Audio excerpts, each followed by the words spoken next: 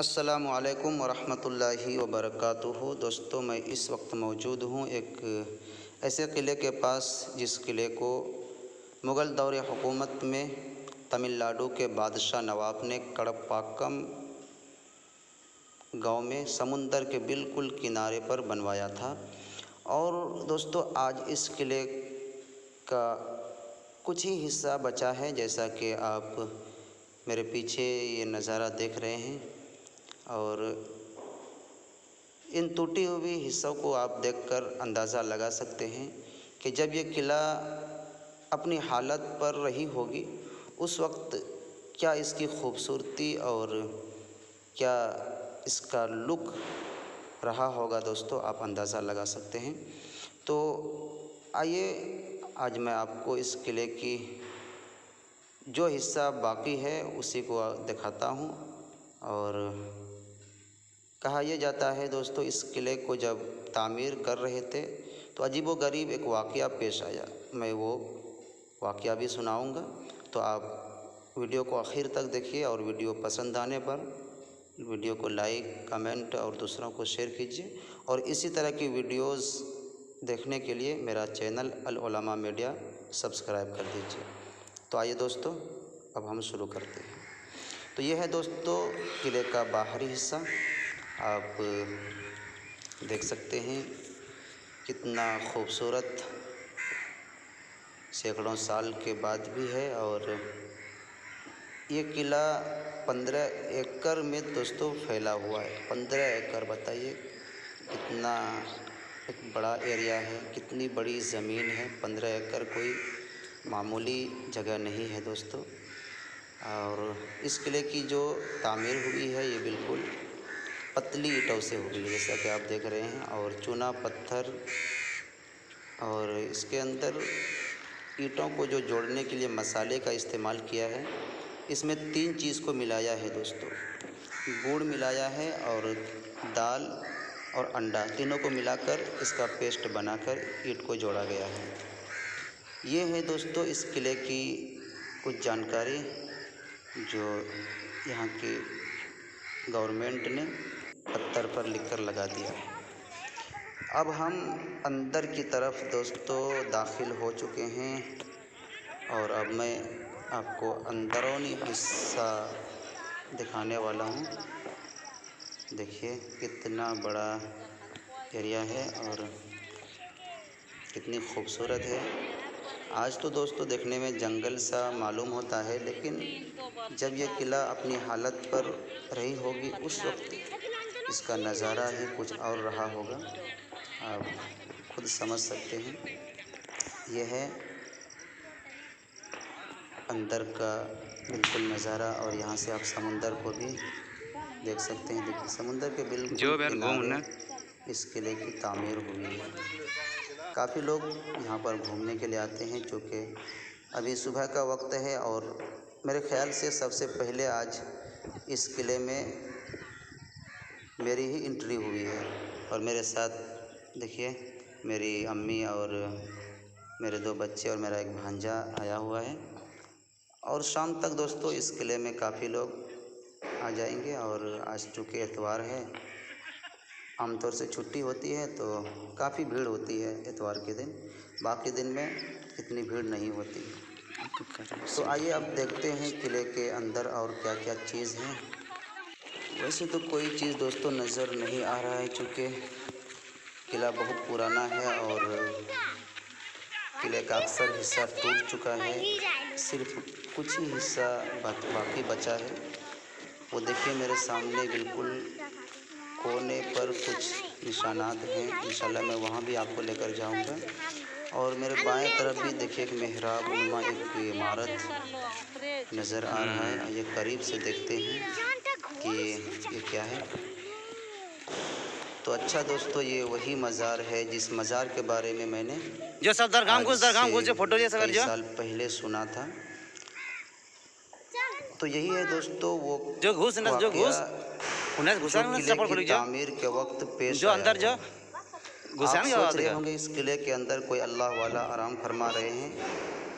ये आपका सोच बिल्कुल गलत है। दोस्तों, जब इस किले की तामीर हो रही थी उन्हें तो घुसन में चप्पल खोले गए अजीबोगरीब एक वाकया पेश आया। वाकया ये पेश आया कि जब किला का काम मुकम्मल हो गया और कुछ ही काम बाकी था, तो उस काम को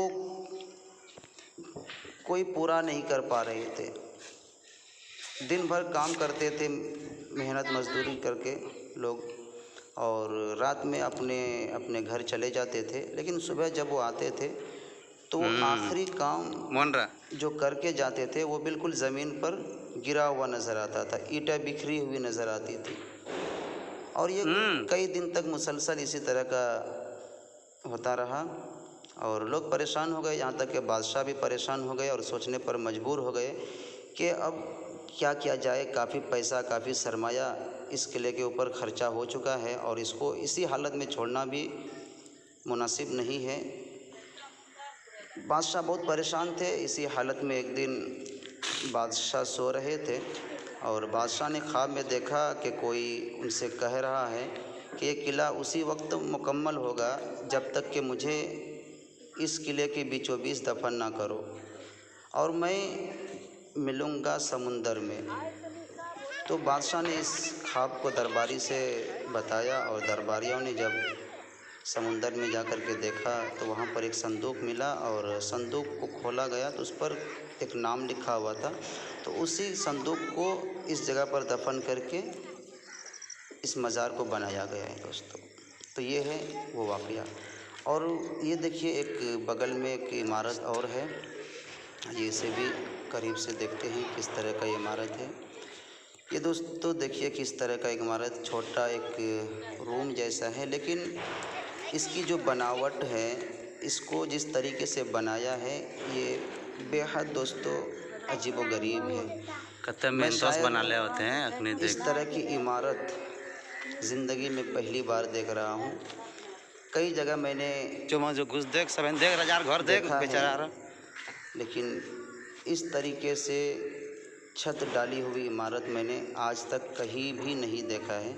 पहली बार देख रहा हूँ कि एक ईंट को इस तरीके से तरतीब दिया है खूबसूरत तरीके से कि ये आखिर में जाकर छत बन जाता है और ऊपर देखिए गुंबद का शक्ल हो गया है। यानी जिस तरीके से दोस्तों हम लोग गांव में देहात में धान काट करके जो टाल लगाते हैं और टाल को जब झाड़ते हैं जाड़ तो उसी तड़ो तो तरीके से दोस्तों ईंट से इस मकान को झाड़ा गया है और आखिर में ये छत बन गया है। और एक बगल में एक और इमारत है, आइए उसे भी मैं आपको दिखाता हूँ।